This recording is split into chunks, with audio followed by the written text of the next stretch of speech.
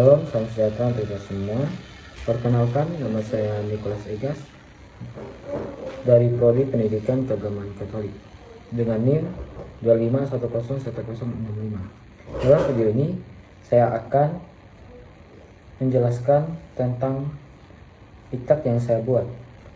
Saya tidak lupa bersyukur kepada Tuhan Yang Maha Esa karena berkat rahmatnya saya dapat menyelesaikan diktat ini dengan baik.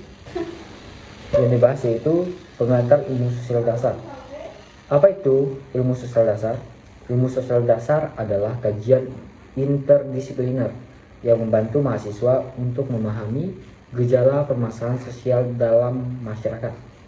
Ilmu sosial dasar juga menjadikan dasar pemahaman sosial bagi mahasiswa dari berbagai disiplin ilmu.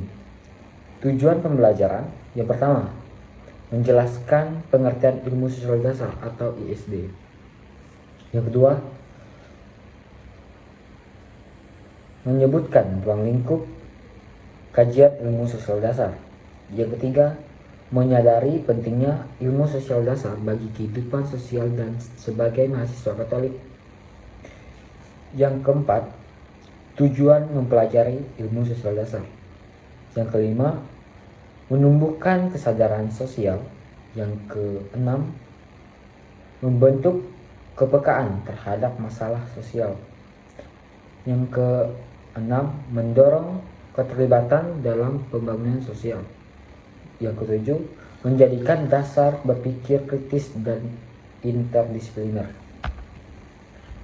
Karakteristik ilmu sosial dasar terdiri dari 3. Yang pertama, interdisipliner, menggabungkan sosiologi, antropologi, ekonomi, dan lain-lain sebagainya.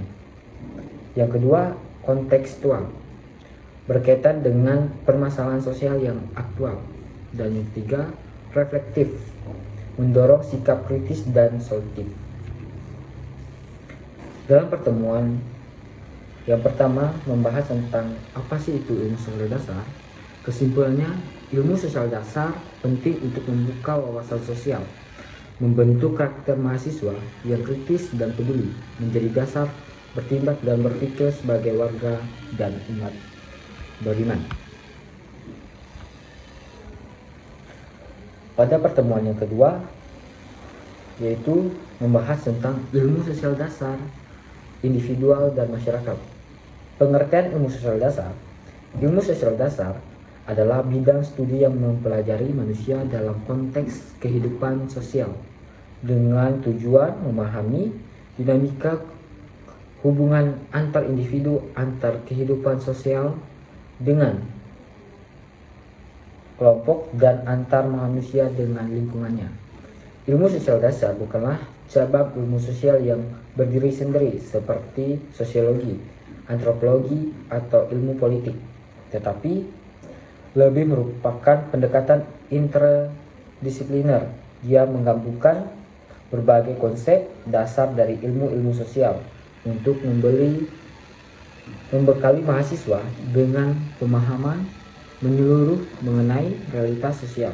Ilmu sosial dasar juga berfungsi sebagai mata kuliah pengantar, memberikan kerangka berpikir dan wawasan lintas disipliner agar mahasiswa dapat memahami masalah-masalah sosial secara kompetitif dalam konteks pendidikan sekolah tinggi agama Katolik.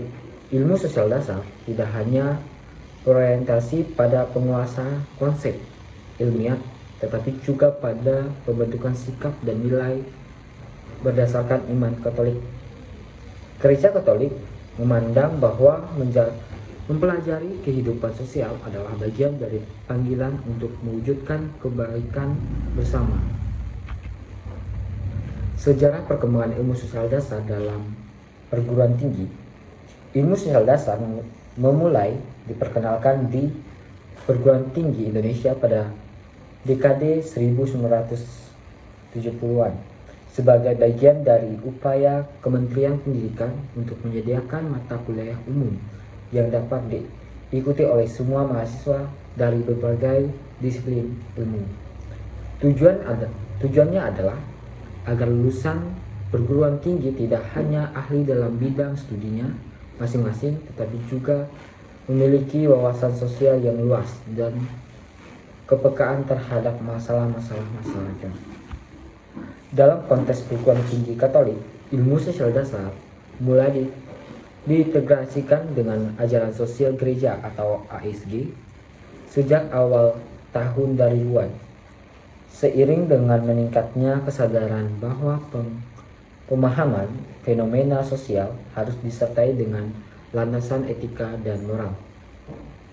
Di Setakat Negeri Pontianak, ilmu sosial dasar menjadi salah satu mata kuliah pondasi pada semester pertama yang memberikan bekal awal bagi mahasiswa untuk memahami realitas sosial di Kalimantan Barat, khususnya dalam konteks multikultur dan multireligius. Ruang lingkup ilmu sosial dasar. Ilmu sosial dasar membahas berbagai topik yang berkaitan dengan kehidupan sosial manusia. Di antaranya, yang pertama, manusia sebagai makhluk individu dan sosial. Yang kedua, nilai norma moral dan hukum. Yang ketiga, masyarakat dan kebudayaan. Dan yang keempat, masyarakat dan kebudayaan dan interaksi sosial. Yang kelima, lembaga sosial. Yang keenam, perubahan sosial dan modernisasi. Yang ketujuh, permasalahan sosial di Indonesia. Ilmu sosial dasar bersifat interdisipliner sehingga memiliki hubungan erat dengan sosiologi sebagai dasar memahami struktur dan dinamika masyarakat, antropologi untuk memahami kebudayaan dan kearifan lokal, psikologi sosial untuk memahami perilaku individu dan kelompok, ilmu politik untuk mengkaji kekuasaan dan kebijakan publik, ekonomi untuk menganalisis distribusi sumber daya dan kesejahteraan masyarakat, teologi pastoral untuk menghubungkan wawasan sosial dengan pelayanan gereja, dan integritas ilmu sosial dasar dengan ajaran sosial gereja atau ISG. Ajaran sosial gereja atau ASG adalah panduan moral yang dikembangkan Gereja Katolik untuk menanggapi masalah-masalah sosial, politik, dan ekonomi. Ajaran sosial gereja atau ASG berlandaskan kitab suci, tradisi suci, dan refleksi pastoral gereja spiritual. Prinsip utama ASG antara lain martabat manusia, kebaikan bersama, solidaritas, subsidiaritas, opsi preferensial untuk kaum miskin, dan keutuhan ciptaan. Mengintegrasikan ilmu sosial dasar dengan ajaran sosial gereja berarti setiap pemahaman fenomena sosial selalu mempertimbangkan martabat manusia, kesejahteraan bersama, dan nilai-nilai Injil. Pada pertemuan yang ketiga juga membahas ruang lingkup cakupan ilmu sosial dasar dan interaksi sosial pengantar ilmu sosial dasar. Definisi ilmu sosial. Ilmu sosial adalah studi tentang masyarakat dan hubungannya antar manusia. Di dalamnya, ilmu ini mencakup berbagai disiplin yang bertujuan untuk memahami bagaimana masyarakat berfungsi, bagaimana individu berinteraksi, dan bagaimana struktur sosial mempengaruhi kehidupan sehari-hari. Ilmu sosial mengkaji pola-pola sosial, budaya, ekonomi, dan politik, serta bagaimana mereka membentuk kehidupan manusia. Ruang lingkup dan cakupannya. Sosiologi, studi tentang struktur sosial, hubungan antar manusia, dan institusi sosial. Antropologi, penelitian tentang budaya dan evolusi manusia. Psikologi sosial, fokus pada bagaimana individu dipengaruhi oleh sosial dan lingkungan sosialnya. Ilmu politik, menganalisis sistem politik, kekuasaan, dan kebijakan ekonomi. Memahami bagaimana sumber daya dikelola dan didistribusikan dalam masyarakat. Geografi manusia, studi tentang hubungan antar manusia dan lingkungan mereka. Psikologi sosial, persepsi sosial, pengaruh sosial, hubungan intrapersonal, dan yang ketiga, ilmu politik. Ilmu politik adalah studi tentang sistem politik, kekuasaan, dan kebijakan. Fokus utamanya adalah sistem politik, teori politik, dan kebijakan publik. Dan yang keempat, ekonomi. Ekonomi adalah studi tentang bagaimana sumber daya dikelola dan distribusikan dalam masyarakat. Fokus utamanya adalah mikroekonomi, makroekonomi, dan ekonomi pembangunan. Dan yang kelima, geografi manusia. Geografi manusia adalah studi tentang hubungan antar manusia dan lingkungan mereka. Fokus utamanya adalah pola pemukiman, interaksi lingkungan, dan perubahan lingkungan. Dan metode penelitian dalam ilmu sosial dasar. Metode penelitian dalam ilmu sosial berfungsi untuk mengumpulkan, menganalisis, dan menginterpretasikan data untuk memahami fenomena sosial. Metode ini dapat dibagi menjadi dua kategori utama, metode kualitatif dan metode kuantitatif. Metode kualitatif yaitu wawancara mendalam, observasi, partisipasi, studi kasus, analisis teks dan dokumen. Metode kualitatif berfokus pada pengukuran dan analisis data numbering untuk mengidentifikasi pola dan hubungan dalam data sosial. Teknik-teknik ini termasuk survei, eksperimen, analisis statistik, analisis data sekunder. Metode kualitatif berfokus pada pengukuran dan analisis dan numerik untuk mengidentifikasi pola dan hubungan dalam data sosial. Teknik-teknik ini termasuk survei, eksperimen, analisis statistik, analisis data sekunder.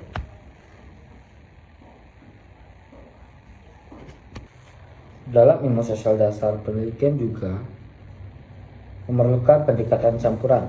Pendekatan campuran menggabungkan metode kualitatif dan kuantitatif untuk memberikan gambaran yang lebih kompleks tentang fenomena sosial. Dengan menggabungkan keduanya, pendekatan penelitian dapat memanfaatkan kekuatan masing-masing metode dan pendapatan pemahaman yang lebih holistik tentang isu-isu sosial.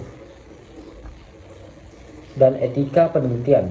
Etika penelitian adalah aspek penting dalam semua jenis penelitian. Penelitian harus menghasilkan bahwa penelitian dilakukan dengan cara yang menghormati hak dan privasi partisipasi serta mematuhi standar etika seperti informed consent, anonymity and confidentiality, integrity.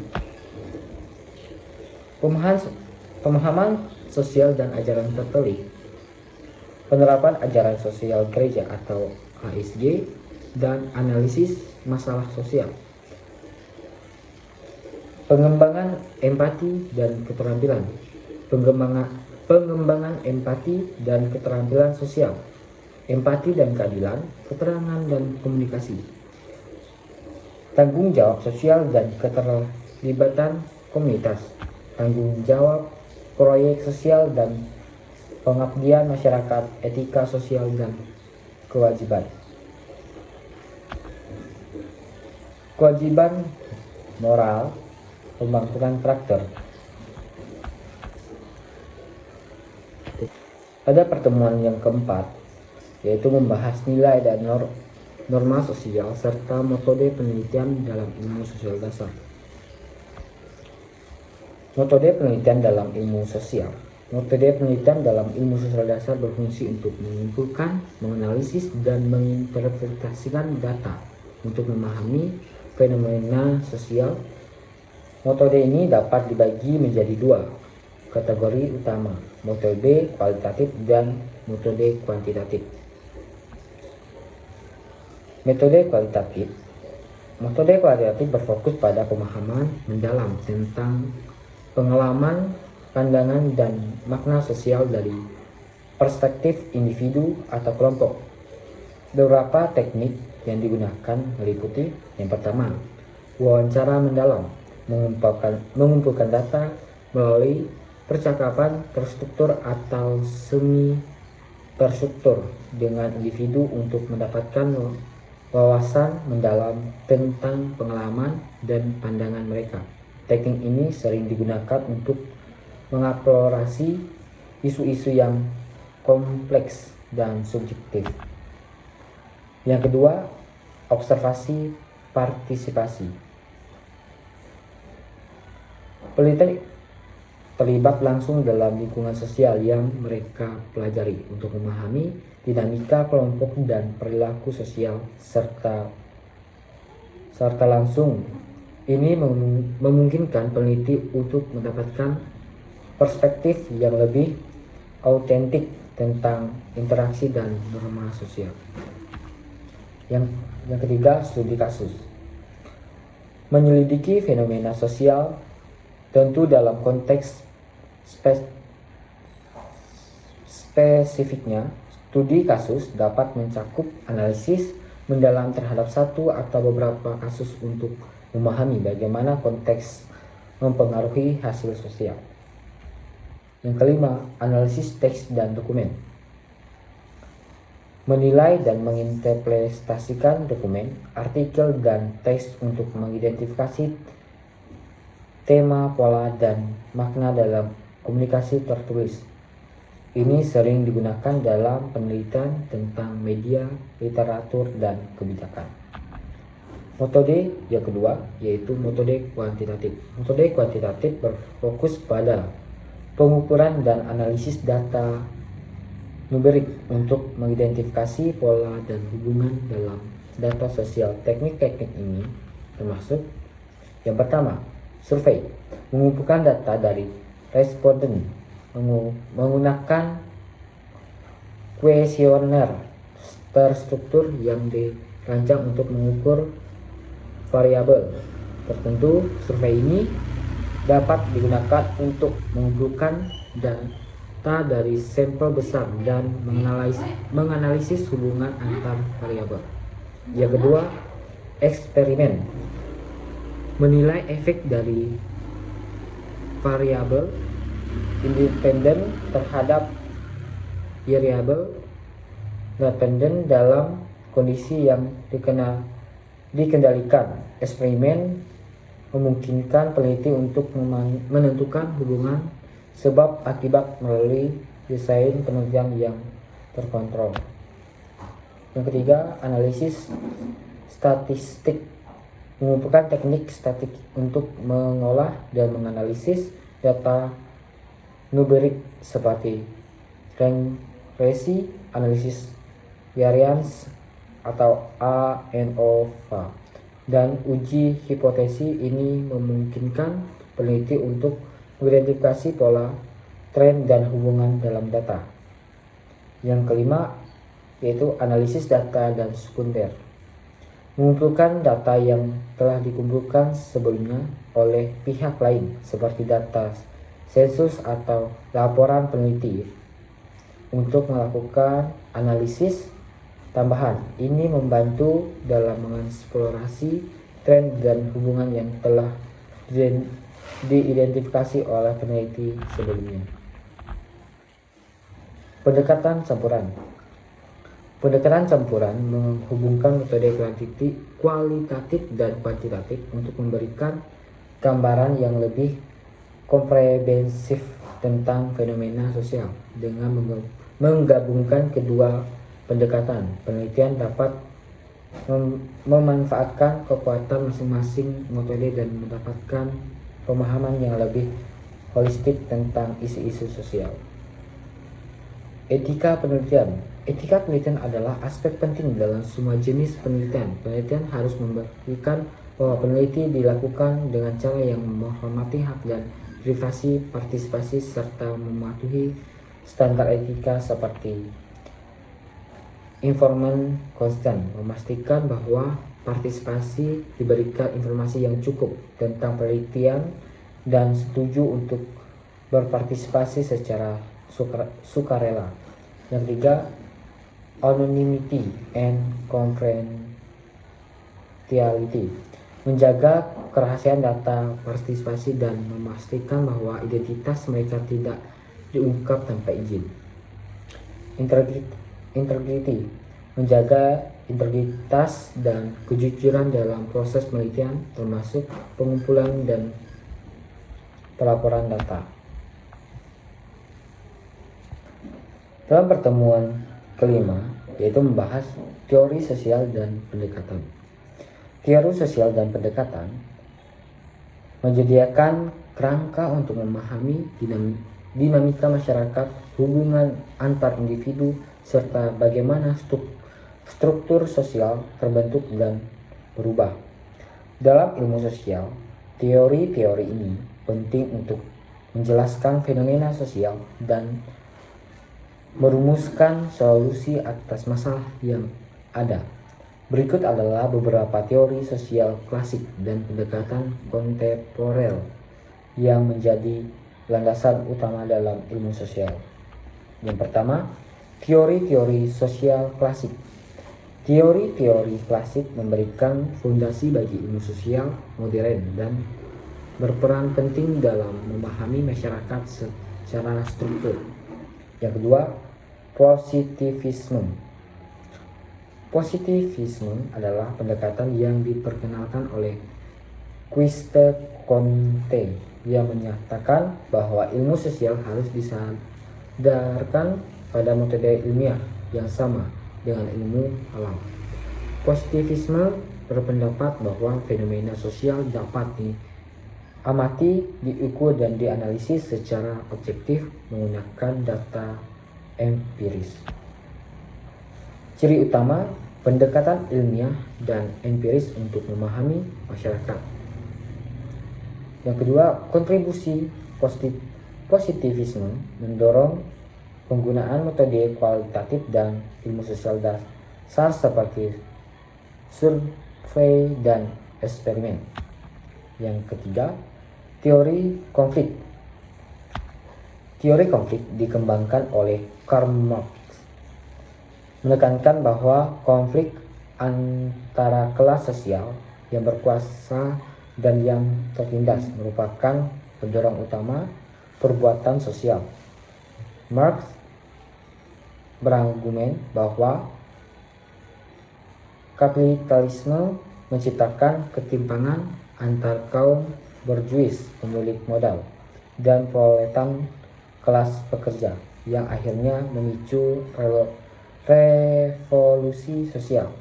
Ciri utamanya fokus pada ketimpangan kekuasaan dan distribusi sumber daya. Yang kedua, kontribusi menganalisis bagaimana struktur ekonomi dan kelas mempengaruhi struktur sosial dan politik. Yang keempat, fungsionalisme. Fungsionalisme menekankan bahwa setiap elemen dalam masyarakat memiliki fokus tentang yang membantu menjaga stabilitas sosial. Menurut Emily Durkheim, masyarakat seperti organisme hidup, di mana setiap bagian bekerja untuk mendukung keseluruhan sistem. Ciri utamanya memandang masyarakat sebagai sistem yang stabil dengan elemen-elemen yang saling terkait. Yang kedua, kontribusi menjelaskan bagaimana norma dan nilai sosial membantu menjaga keteraturan sosial. Dan yang kelima, interaksionalisme simbolik. Interaksionalisme simbolik berfokus pada bagaimana individu berinteraksi satu sama lain melalui simbol, bahasa, dan makna. Menurut Mead, identitas dan realitas sosial dibentuk melalui interaksi sosial, dan tindakan manusia ditentukan oleh interpretasi mereka tentang simbol-simbol sosial. Ciri utamanya Penekanan pada peran simbol dan makna dalam interaksi sosial.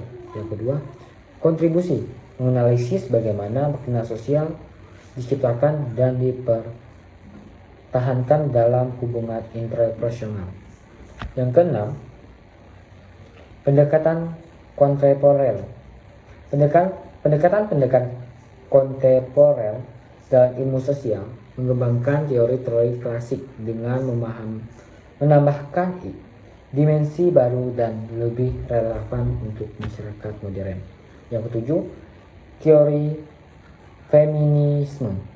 Teori feminisme berfokus pada ketidaksetaraan gender dan upaya untuk menghapus patriarki dalam struktur sosial. Teori ini menyoroti bagaimana norma-norma gender yang mapan membatasi perempuan dan menciptakan ketidakadilan dalam banyak aspek kehidupan seperti politik, ekonomi, dan budaya.